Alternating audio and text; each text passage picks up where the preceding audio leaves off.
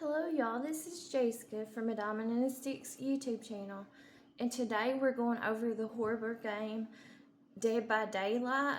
We're going over the character. His name is Jane Romero, and this is what I got her dressed as in her cosmetics. I play on this person's account on Steam and their other resources, and this is where we left off at. We did Jeff Johansson before her. Now we're on Jane Romero. Let's go ahead and read her bio. And I do like this character. I just don't play her that much because, I don't really like her perks, but I do like the overall look of this character. Okay, let's read her bio about her. Jane Romero. Jane Romero was the daughter of a famous actress, Loretta Lawrence, of whom she had no memory. Her parents had separated when she was still a baby, mainly since her mother was often away filming. Jane was raised by her father, a struggling visual artist. She grew up torn between resenting her mother's absence from her life and admiring her presence on a screen. As a teenager, Jane secretly wished to emulate her mother's talent.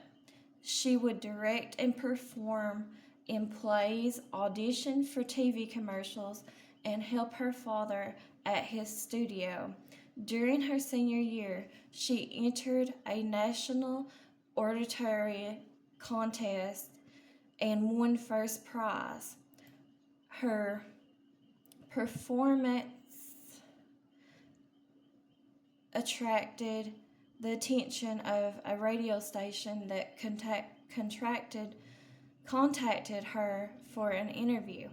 During the live show, her natural charm and repartee, if I'm saying it right, if I'm not, I'm sorry, impressed the staff, who offered her a part-time job at the station. After graduating college in the communication, she quit her job at the station to work for a trendy variety show. But her frank delivery and ad-libs were not appreciated by the show's executives, who fired her after 5 months. Desperate for another opportunity, Jane pitched a show at the radio station she used to work at, only to be turned down, her proposal being too risky.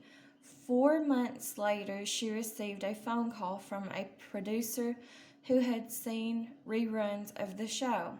He was looking for a co-host to spark up the failing show Quick Talk. Live television meant long hours, a low salary, and no stability, but it also offered a platform to broadcast her views. She disputed the crude, inflammatory tone of a quick talk and pushed for a relatable coverage of personal issues. Her honest delivery resonated with her audience, and within weeks, the show's viewership was steadily growing. After 2 years, she launched a full-hour segment called The Jane Romero Show, which was broadcast nationally and covered taboo topics, including her personal struggle with abandonment. Her show broke records, and her initials JR became synonymous with products ranging from beauty creams to fashion accessories. But Jane needed more. She wanted others to follow in her footsteps. She published a memoir that covered her childhood with an absent mother. Her book was an instant bestseller, but was reviewed harshly. Critics called it a serving of sad anecdotes, seasoned with bland generic self-help tips. Jane took this criticism to heart, since despite her success, a voice in the back of her mind was starting to doubt her achievements. Her success also generated an increasingly demanding schedule and a growing pressure to entertain constantly. During a particular tense week, she canned an episode and instead launched a 2-hour long special on divorce. Her stress peaked when she learned that her mother had agreed to star in her show. Jane put on a brave face and began to show the show. Most of it went without a hitch, but when her mother walked on set smiling warmly at the audience, Jane's stomach lurched unpleasantly. She was consumed by a violent envy that had been festering. Yet she carried on with a strained smile until Loretta interrupted her, saying that they were not actually related. The interview went haywire after that. After the show, Jane was driving to her father's house in New Jersey. She needed to talk things over with him. She had not been feeling like herself lately. She turned on a freeway along the coast to avoid major congestion and popped some painkillers to numb the throbbing pain in her temples, which had been nagging her all day. Then she started to relax and turned the radio. Classical music was playing. The drive was slow. Black ice covered the highway, which was packed with cars on their way back home. Night fell. A darkness began to blur the corners of her vision and turned the headlights into swirls of red. Jane blinked to sharpen their outlines, but each time she closed her eyes, her eyelids became heavier and slower until they remained shut for a moment too long. The following morning, authorities were fishing out Jane's car from the water. Despite leading a meticulous search for weeks, they were unable to retrieve her body. The airing and production of the Jane Romero show was suspended until after her funeral, which her father and mother attended. As the public grieved for Jane, there was a surge of orders for JR products, and all her episodes were released a month later with an opening credit that wished her eternal peace. Okay, she had kind of a long bio. Let's go up here to her perks. This is her first one, and I don't really use this. I don't really use many. Sorry, let me scoot my chair up. I'm sorry, y'all. Anyways, I don't really use that many perks of Jane's in general. I just like her, and I like her cosmetics of the character. Okay, solidarity. This is a very rare perk because it's in the purple. Sharing a painful experience has the power to heal. While injured, healing a survivor without using a medkit also heals you at 70% conversion rate. That's actually a good perk. I just never use it. Showing up when things get rough, listening to people's problems and supporting those in need. That's how you become stronger. That's how you grow. Jane Romero, her quote for that perk. All right, poised. This is her second perk. It looks like this. It's a very rare perk because it's in the purple. Achieving goals boosts your confidence. When first starting repairs on a generator, revealing the killer's aurora for 6 seconds when a generator is completed, you leave no scratch marks for 14 seconds. Okay, stay calm, don't overthink it, and just keep moving forward. You got this. Jane Romero, that's a quote from her. Head on.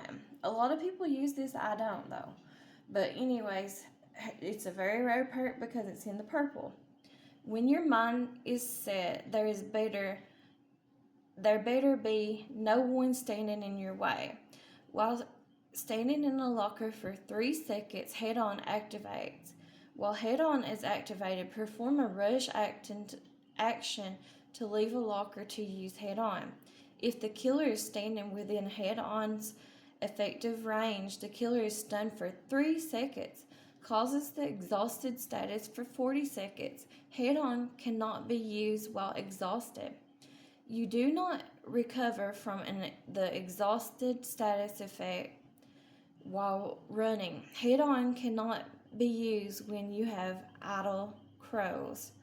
Exhausted prevents survivors from activating exhausting perks. People are remembered for the challenges they overcome. You can run away, forget what you're capable of, or you can face your fears and remind the world who you are. Jane Romero. Okay, we read her bio. Let's go into her customizations. I don't have a whole lot for her, but I have a few. So she's already got the bloody clothing because I earned that. She's a prestige level 10. She's got Hollywood's darling outfit, the best-selling author outfit, and Jane's favorite books outfit, making dreams come true outfit, medical advice with Dr. Roy outfit, you can do that, here's show, and Jane Romero. And so I'm wearing the best-selling author outfit. That's the one I'm wearing right now. And honestly, before we go any further, I just assumed that Jane Romero was like, I didn't know her storyline. I always thought her storyline was like part of the mafia, so it's actually kind of disappointing in a way, her storyline that the game made up for. And I'm pretty sure she is a character that comes with the game, but I could be wrong. Or she's made for the game anyways. You might have to still buy her, but she is made for the game Dead by Daylight series. But yeah, that's kind of disappointing. I would have rather had read like a mafia type storyline as to that, but I guess it makes sense, you know, her storyline. Anyways, let's go over here to her loadout. This is what I have on her, and we're still in the Chaos Shuffle. It's still going on for another 3 days, so that's why you can't see what perks I'm using for her. But like I said, I really don't hardly play her that often, not because of her character. It's just that I don't really like her perks, and I think she's kind of slow. I mean, even if you do put other perks, I still feel like she's kind of slow because of that booty she's got. So she's known for her booty in this game, and I think it does kind of slow her down. Even if you put faster perks on her, it seems like whenever I played her and stuff, that her booty slows her down. So I always like to taunt the killers if I get out at the end, at the exit gates with her booty. But anyways, that's Jane Romero. And then here's, oh yeah, we did her blood web. There's her blood web on her. Anyways, I appreciate y'all for watching, and I will talk to y'all later. The next time that we do a video, we're going to be doing this character underneath of her called Ash. But thank you all for watching Jane, and that was all I had for you about Jane. Appreciate y'all for watching. Y'all have a nice day. Thanks. Bye-bye.